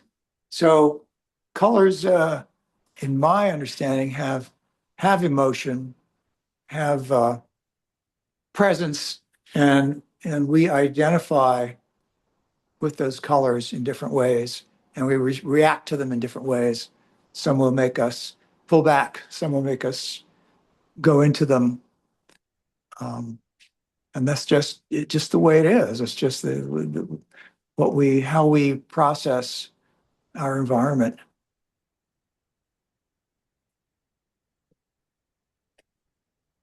All the tools of the trade. Speaking of process, I would love to know like what's your process from start to finish? If Okay. you could put it in terms of like steps, like when you Yeah. come up Yeah. with the Yeah. concept and then all the way through. Yeah. The first step is to. I have a big ream of paper, and it's 2 feet wide. I just pull off a bunch and put it on a table with a pencil and an eraser and a ruler and a compass, and I just go at it and resolve it. And then what I do is I have a glass room here with different shapes, um, different colors. You can see this big triangles here. And I start with the raw glass, and then I figure out how to incorporate color into it. Like where should color go in this? Should it go here? Should I go on the top? You know, what would be dynamic? Um, and so I take it from there. And like I said, I do drawings. Obviously, I do multiple drawings. And then I will arrange the different parts that I need for those drawings, like like this piece here. I mean, I when I have the drawings, I I s- how would you say, I separate them into pieces. Like this is a separate piece. This is a separate piece. This is a separate piece. And that's a separate piece. And so I know what I need to put the puzzle together. I know what shapes I need, what sizes, and what kind of glass. Like on the inside here, this would be what the color is. This would have a leaded crystal and an opaque glass and a translucent filter glass and some dichroic glass going in different directions. And so that would be the body of it. And then the rest of it is clear all around it. And so once that's established, then I very excitedly start putting together the clear parts. You know, there's all different kinds of shapes and sizes. And then what I do is I start gluing them up. And I'll show you these are some I glued up recently. And these are in a cube shape, more or less. And I need to grind these four sides that are uneven. And then I'll need to cut it in half again and glue another color in there, another type of glass for a different effect, like a dichroic glass or a filter glass. So these will all become something. These are the basis. I'm not sure exactly where they'll go at this point, but I'm concentrating just on the interior cubes, the interior color bodies. And then from there, this might be a cube, this might be a sphere, this might be something else. You know, who knows where they'll go? It just depends on, you know, what I want to do with them, what I feel like doing with them. And so those get cut and recut on this saw here. This is it's like a tile brick saw. There's a bigger version of the same thing. And I'll cut the glass after I've ground it into a cube on this wheel. I'll turn it on real quick.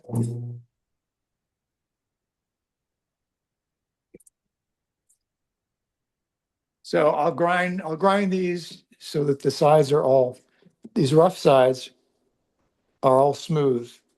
And then I'll cut them in half with the saw over here. And then I'll grind where they were cut in half, I'll go over here again and I'll grind the cut marks out of those two pieces. And then I will grind them on this wheel with a 200 uh, grit, and it'll be pretty smooth, a lot smoother than it was.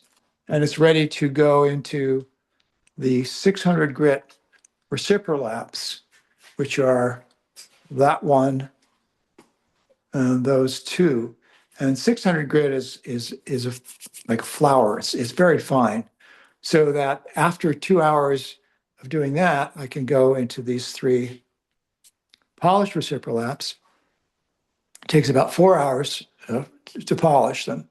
And I did skip a step. What I do is I use these forms here to I put the different pieces of glass out on this piece of glass, and then I'll put the form around it, and then I put hot wax and and plaster and some diving weights. That's what those guys are, diving weights, and to make them heavy. And then when that plaster is cured, I will take them over to these 600 grit reciprolaps, and in 2 hours they grind. They go from a 240 grit to a 600 in 2 hours, and like I said, 4 hours in the polish.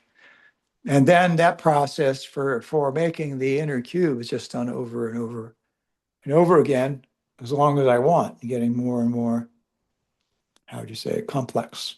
Each time it's cut in half, starts with two pieces, and then it's four, then it's eight, and then it's 16, and then it's 32. So it pretty quickly becomes complex. And then I will go to my glue room, which is over here. And I mix the glue here with a vacuum pump, and then I glue the pieces together, and I leave them for a couple of days, and then they're cured. And then if I need to cut them apart, I do that. I do it over and over again. And then at some point, I start adding the clear glass, which is, once again, follow me back here.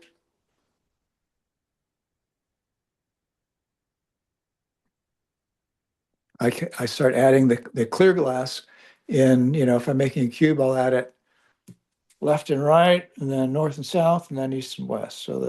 And that's one at a time. In other words, when I have the cube, I'll put two ends on, the cube will be here, another clear piece will be here, and then I'll grind and polish those two faces and glue more clear on, and then do it the other way, and then glue more clear on that. So it's just a matter of building it up to the shape that you want. And then after everything is glued together, I of course go back to the diamond wheel. This is about 100 grit. It's pretty rough, and I'll grind pieces like this is the surface you have after you grind.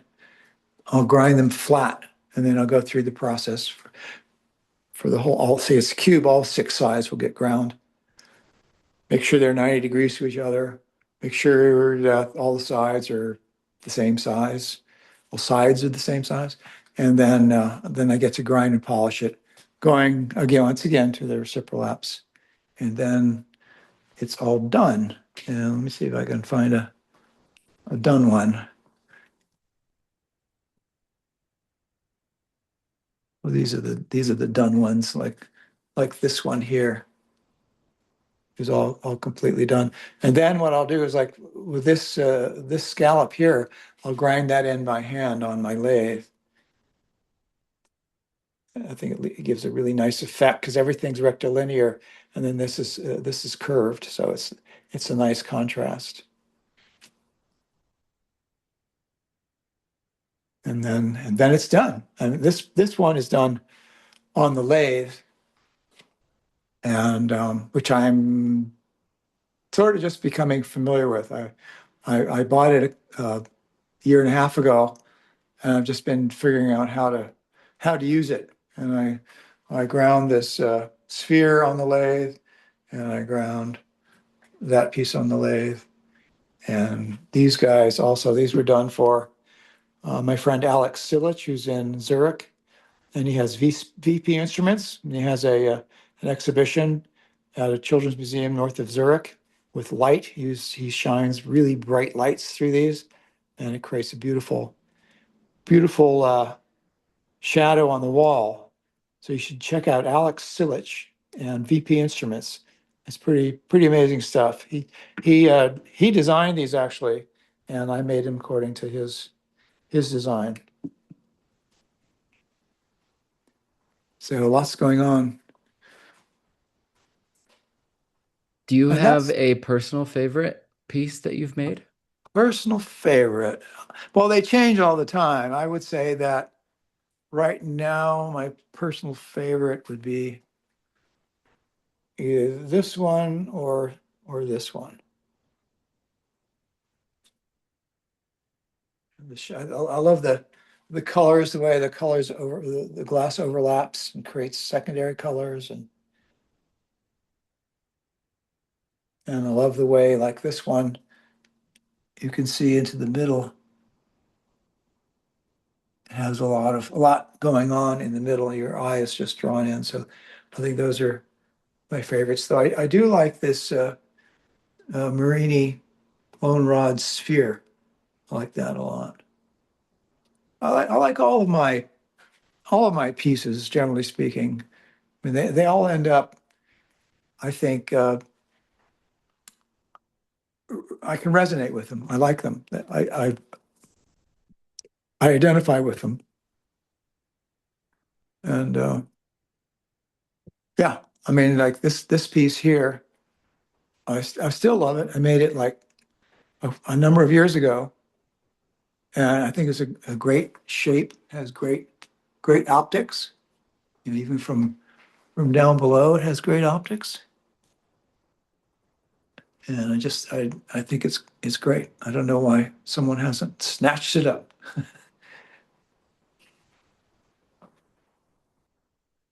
And let's see. So there's a hallway, there's a room to the left, two rooms to the right. There's my reciprolap room there, and then this is my office. So it's 5 rooms out of a rectangle. Have a nice sort of a Bauhaus um,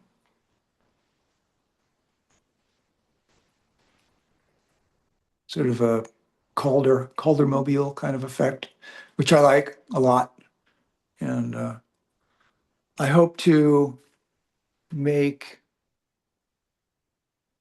some metal sculpture in the future. I think and maybe incorporate some glass with it.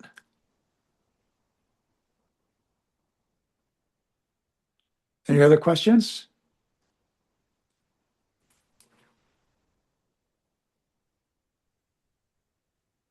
I can always jump in with questions. Yeah, right. I know you've been doing that. Um, so what kind of advice would you have for a glass artist that is a relative beginner compared to Wow. um your status as an amazing glass artist of many decades? Wow. That's a really good question. First of all, I think you have to make something that is unique. You know, something that someone has not made before. And you just have to become aware of what's out there. You know, visit some galleries, some glass galleries, and see what's out there, and then just try and figure out what you can make that will set you apart from other artists. And that's not easy to do. Um, but there are a number of things that I can think of right offhand that I have not done that could be done that I think would be a really interesting approach to glass sculpture. So you just have to get inspired, see what's there, and in terms of machinery, you do need some machinery. You do need to invest some money in machinery. Um, you know, probably 10 or 20,000 anyway. But it's like any business. You need to be financed to move ahead. And then you have to learn how would you say, the techniques. It's like throwing a pot. The first pot you throw is going to take you 2 hours. And the 100th pot you throw is going to take you 10 minutes. So you just have to pay your dues. You have to create that brain hand connection so that you're not overthinking it all the time. It's more of a natural thing. I mean, for me at 50 years, it is very natural. I mean, I don't have to think about making a cube and making all the sides be 90 degrees to each other. It happens. And I think that's just the way human beings work. Doesn't matter what you're doing. The more you do it, the more your brain likes it or is at ease with it. Um, well, no matter what that is. And that's the whole idea. And if you're making things and you're starting out, well, just go to a craft fair or or try and sell them online, just to cover your costs, so you can make the next one. Because that's the idea, is you just want to sell that one so you can make another one. You can buy the materials and pay for your rent and maybe get some newer machinery or a new tool or something like that. And it's just a process. To me, it just kind of reveals itself as you go along. It tells you what needs to be done, and you just have to listen. It's like, okay, what do I do now? Oh, all right, yeah, I do this. I need to sell some pieces to make some money. Then you say, okay, where can I do that? Well, okay, wherever you can. and and it's a wonderful exploration. It reveals us to ourselves in ways that we weren't able to before, because we didn't have to dig deep enough. But digging deep is where it's at, whether you're making things or meditating or trying to improve yourself or improve a relationship or be a better father.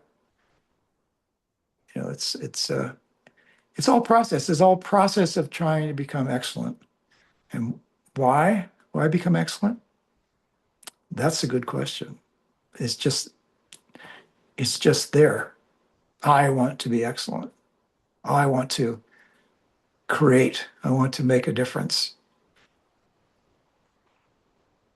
I want to make a living too. So that's always a part of it.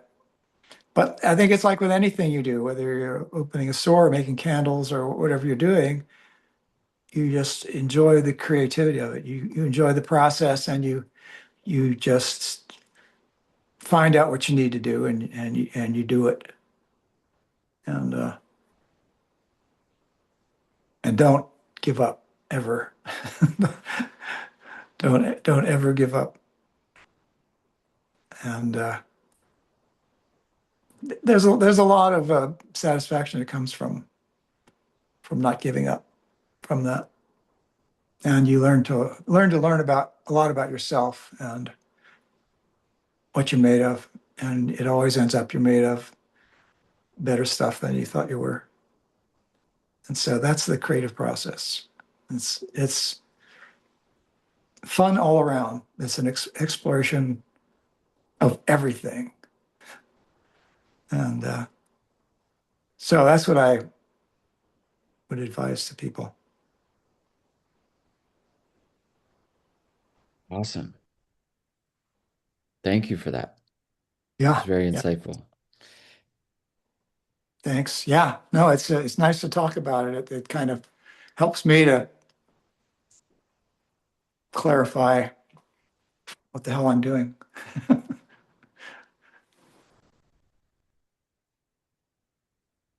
Well, thanks, Jamie, for your help with this Zoom presentation. I hope people get something out of it that will help them in their journey, whether it's philosophical or actual or theoretical. It's the same journey with all of us, and I just happen to be doing it in glass. We do it in wood, pottery, ceramics, steel, you name it. The creative process, the creative journey is well worth undertaking. Not easy, but so rewarding. So thanks for tuning in. So what keeps you going after doing this for 50 years? Well, new ideas, like for instance, this table here is a new shape, new shape, new shape, new idea, not a new shape, because I've done cubes for a long time. New material, um, new material, opaque rather than clear and transparent. And here it's a shape that is just, it's a shape that is timeless. It's almost like it could be from a starship somewhere, something like that. And so everything is new. You can see the variety of what I do here. Vessels, tetrahedrons. That's a wedge back there, in case you can see it, with a couple of lenses in it. And so it's like, what can I do? I can do this. I don't limit myself to what can be done. And that's what keeps me going. There's always more that comes up. When you're doing piece X, you learn something that you can use in piece Y. And it's just an exciting, for me, exciting journey. I think that's true no matter what you're doing. If you're doing woodworking or ceramics, or you're always, okay, I can do this. I can either do it better, I can do it differently, I can work it better, I can, there's always something, some idea of something that draws us on, some sense of excellence that just keeps us going forward. Alex said, "Thank you, Toland, for hosting. This was amazing." Well, you're welcome, Alex. I'm glad you enjoyed it.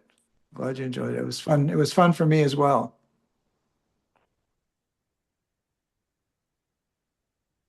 Jeff said, "Thank you for your wonderful studio tour." Well, you're welcome, Jeff. I hope you got a lot out of it. It was really nice for me to be able to talk about it, because I usually I think about it, but I don't put it in words like I have today. It's nice to do that. It's a fun journey for me. I enjoy it, and I wish you guys the best in your travels in the art world and the glass world, and the sky's the limit. Just keep at it. It's always something new. Thanks for joining me, guys.